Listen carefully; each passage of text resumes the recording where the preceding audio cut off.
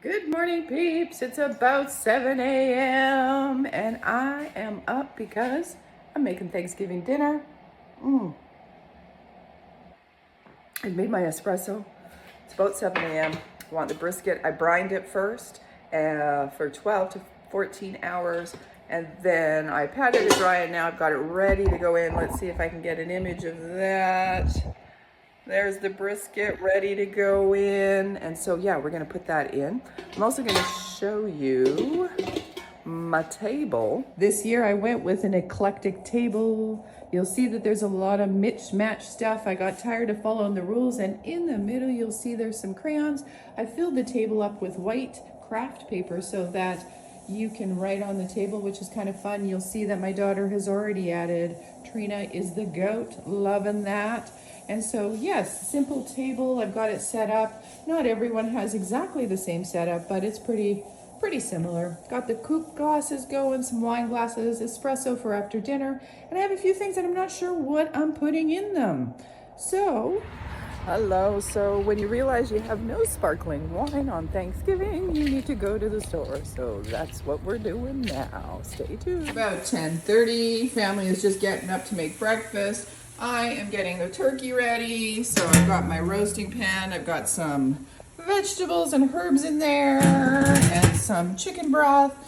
I bought a turkey that was frozen and stuffed, and it said you could just cook it from frozen. What they don't say is that everything else is stuck to the outside, so when you go to cook it, you can't. So turkey dinner might be a little bit. All right, peeps, I've got the Frank Sinatra playing in the background on the record. For the love of everything holy, please make your cranberry sauce from scratch. There's some things that I don't mind using a little bit more ready-made, but it's so much nicer when you make it from scratch. So that, you just take a cup of liquid. I use white cranberry juice. You add a cinnamon stick. I added a little bit of agave because I didn't want to add a cup of sugar. I don't like using a lot of sugar. And then in here we've got the stuffing, and the reason the stuffing is being cooked right now is I'm going to make stuffing balls. And so you make them into balls, and then you poke a hole in the middle and you add gravy to them, and then they're stuffed with gravy. Really delicious. Turkey is in the roaster, and as you can see, it is roasting now finally, and now you will see that the cranberry sauce is, after just even boiling it for just a few minutes, it's already breaking down into that pulp. I turned it down to low. I'm going to just leave it like that. It will slowly simmer. I leave it on, until it's starting to get a little bit thick. I may add like some port to it.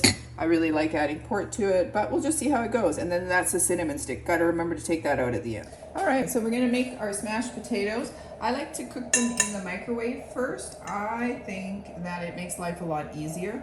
I also like to use olive oil. Some people will use butter, but I like to use olive oil. And I also like to mix all the spices and olive oil in a bowl before you do any smashing. I like to add some chives, so I've got freeze-dried chives I'm gonna put in there. I love to have basil and oregano, so I'm gonna put some basil in there. Really good for you. Also keeps you healthy. Secret ingredient, dill goes with everything, so I always add a little bit of dill in there. I prefer white pepper to black pepper, so I'm gonna add a little bit of white pepper in there. I've also got a little bit of celery seed, which I think is also quite nice. I also have this is a all-purpose Greek seasoning. I really just like it. I think it makes really nice potatoes. Has a lot of salt in it, so you don't really need to add any extra salt. And then the last ingredient is, yes, I am not crushing my garlic from scratch. These are one of the things that, yes, the flavor will be a little bit more powerful if you do it fresh, but I use a lot of garlic and things, so I usually tend to just do that. And then you take all of this and you just kind of mix it up so that the olive oil and the spices and everything is nice and yummy. I don't know, what's the word for it? Oh, it smells so good. Too bad you can't smell it. But these have all been cooked. So I cooked them in the microwave. I think it took about 12 minutes for this many potatoes.